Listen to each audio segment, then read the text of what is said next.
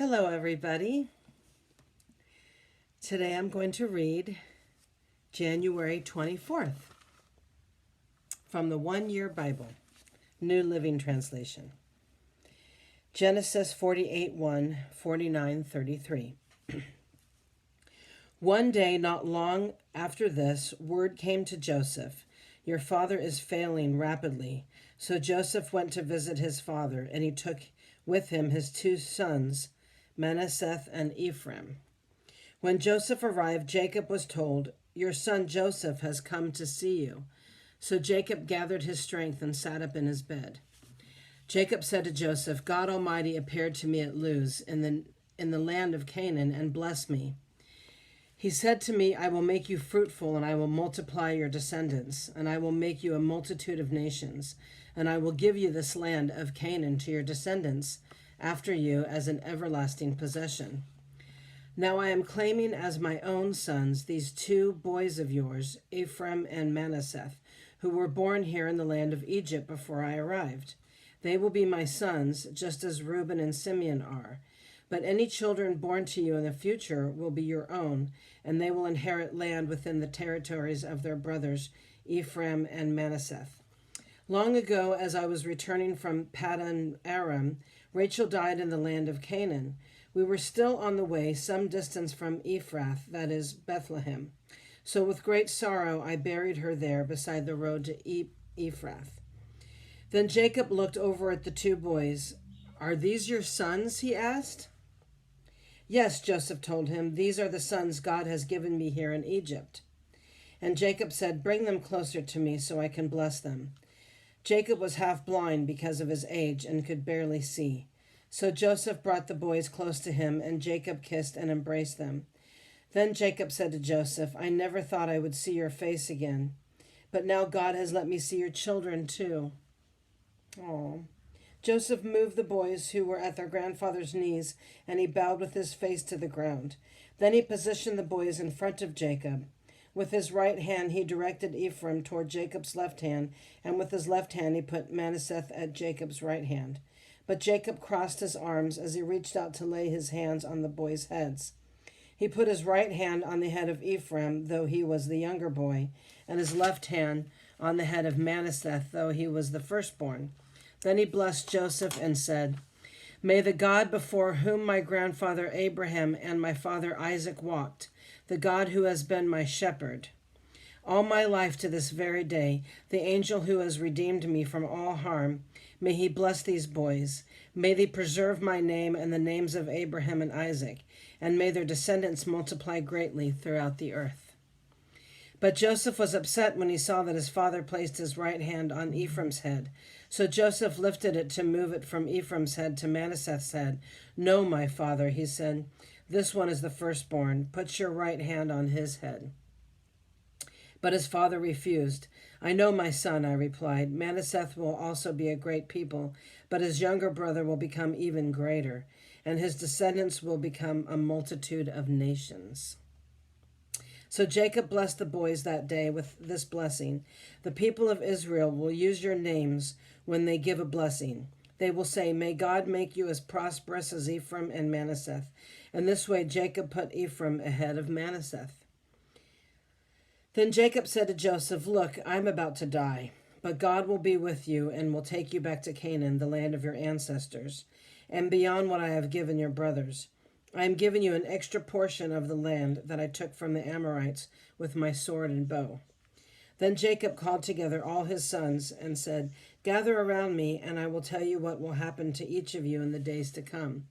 Come and listen, you sons of Jacob. Listen to Israel, your father. Reuben, you are my firstborn, my strength, the child of my vigorous youth. You are first in rank and first in power.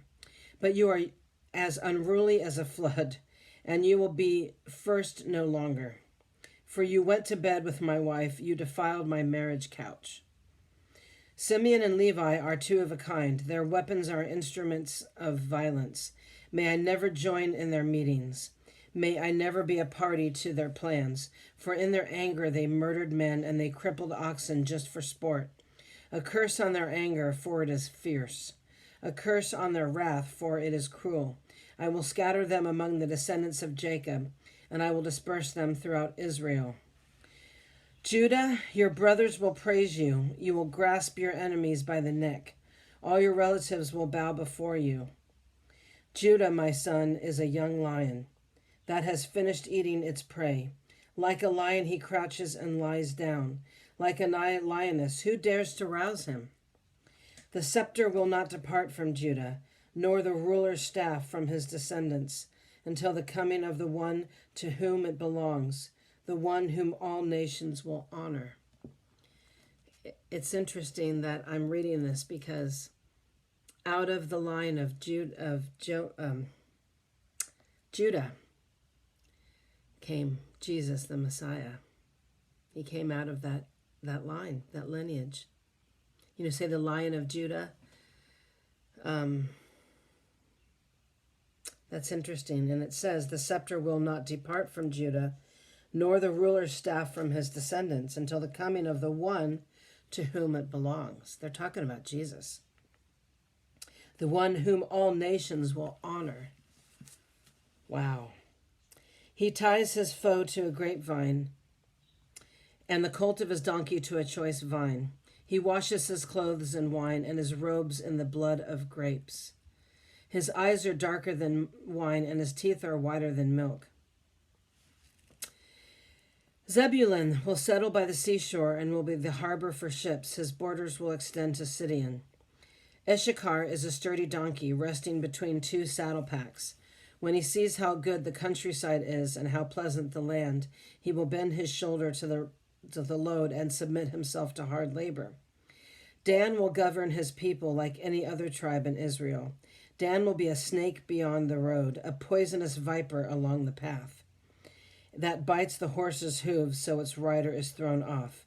I trust in you for salvation, O Lord. Gad will be attacked by marauding bands, but he will attack them when they retreat. Asher will dine on rich foods and produce food for kings. Naphtali is a doe set free that bears beautiful fawns. Joseph is a foal of a wild donkey, the foal of a wild donkey at spring, one of the wild donkeys on the ridge. Archers attacked him savagely, and they shot at him and harassed him. But his bow remained taut, and his arms were straightened by the hands of the mighty one of Jacob, by the shepherd, the rock of Israel. May the God of your father help you. May the Almighty bless you with the blessings of the heavens above, the blessings of the watery depths below, and blessings of the beasts and womb. May the blessings of your father surpass the blessings of the ancient mountains, reaching to the heights of the eternal hills. May these blessings rest on the head of Joseph, who is a prince among his brothers. Benjamin is a ravenous wolf, devouring his enemies in the morning and dividing his plunder in the evening. These are the 12 tribes of Israel, and this is what their father said as he told his sons goodbye. He blessed each one with an appropriate blessing. Then Jacob instructed him, soon I will die and join my ancestors. Bury me with my father and grandfather in the cave in the field of Ephron the Hittite. This is the cave in the field of Malabek near Mamre in Canaan that Abraham brought from Ephron the Hittite as a permanent burial site. There Abraham and his wife Sarah are buried. There Isaac and his wife Rebekah are buried, and there I buried Leah. It is the plot of land that the cave that my grandfather Abraham brought from the Hittites. Then Jacob had finished this charge to his sons. He drew his feet into the bed, breathed his last, and joined his ancestors in death. Now we move on to Matthew 15:29, 16:12. Jesus returned to the Sea of Galilee and climbed a hill and sat down. A vast crowd brought to him people who were lame, blind, crippled, and those who couldn't speak, and many others. They laid him before Jesus, and he healed them all. The crowd was amazed. Those who hadn't been able to speak were talking, the crippled were made well, and the lame were walking, and the blind could see again. And they praised the God of Israel. Then Jesus called his disciples and told them, I feel sorry for these people.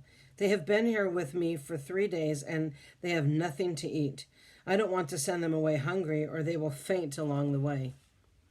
The disciples replied, "Where would we get enough food here in the wilderness for such a large crowd?" Jesus asked, "How much bread do you have?" They replied, 7 loaves and a few small fish. Then Jesus told all the people to sit down on the ground, and they took the 7 loaves and the fish, thanked God for them, and broke them into pieces. He gave them to his disciples, who distributed the food to the crowd. They ate as much as they wanted. Afterward, the disciples picked up 7 large baskets of leftover food. There were 4,000 men who were fed that day, in addition to all the women and children. Then Jesus sent the people home, and he got into the boat and crossed over to the region of Magadan. One day the Pharisees and Sadducees came to test Jesus, demanding that he show them a miraculous sign from heaven to prove his authority. He replied, "You know the saying, 'Red sky at night means fair weather tomorrow. Red sky in the morning means foul weather all day.' You know how to interpret the weather signs in the sky, but you don't know how to interpret the signs of the times. Only an evil, adulterous generation would demand a miraculous sign, but the only sign I will give them is the sign of the prophet Jonah." Then Jesus left them and went away. Later, after they crossed to the other side of the lake, the disciples discovered they had forgotten to bring any bread. "Watch out," Jesus warned them. "Beware of the yeast of the Pharisees and the Sadducees." At this, they began to argue with each other because they hadn't brought any bread. Jesus knew what they were saying, so he said, "You have so little faith. Why are you arguing with each other about having no bread? Don't you understand even yet? Don't you remember the 5,000 I fed with the 5 loaves and the baskets of leftovers you picked up? Or the 4,000 I fed with the 7 loaves and the large baskets of leftovers you picked up? Why can't you understand that I'm not talking about bread? So again I say, beware of the yeast of the Pharisees and the Sadducees." Then at last they understood that he wasn't speaking about the yeast in the bread, but about the deceptive teaching of the Pharisees and the Sadducees. Psalm 21 through 9. In times of trouble, may the Lord answer your cry. This is a psalm of David. May the name of the God of Jacob keep you safe from all harm. May he send you help from his sanctuary and strengthen you from Jerusalem. May he remember all your gifts and look favorably on your burnt offerings. May he grant your heart's desires and make all your plans succeed. May we shout for joy when we hear of your victory and raise a victory banner in the name of our God. May the Lord answer all your prayers. Now I know that the Lord rescues his anointed king. He will answer from his holy heaven and rescue him by his great power. Some nations boast of their chariots and horses, but we boast in the name of the Lord our God. Those nations will fall down and collapse, but we will rise up and stand firm. Give victory to our King, O Lord. Answer our cry for help. And we end with Proverbs 4:20-27. My child, pay attention to what I say. Listen carefully to my words. Don't lose sight of them. Let them penetrate deep into your heart, for they bring life to those who find them and healing to their whole body. Guard your heart above all else, for it determines the course of your life. Avoid all perverse talk.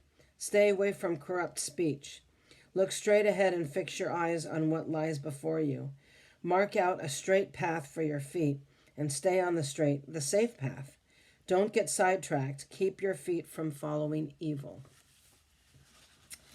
Thank you for joining me today, and I hope this word has blessed you. There's my timer. I thought I had silenced my phone, but, well, I guess I ended in the right time. Thank you so much, and we'll see you later.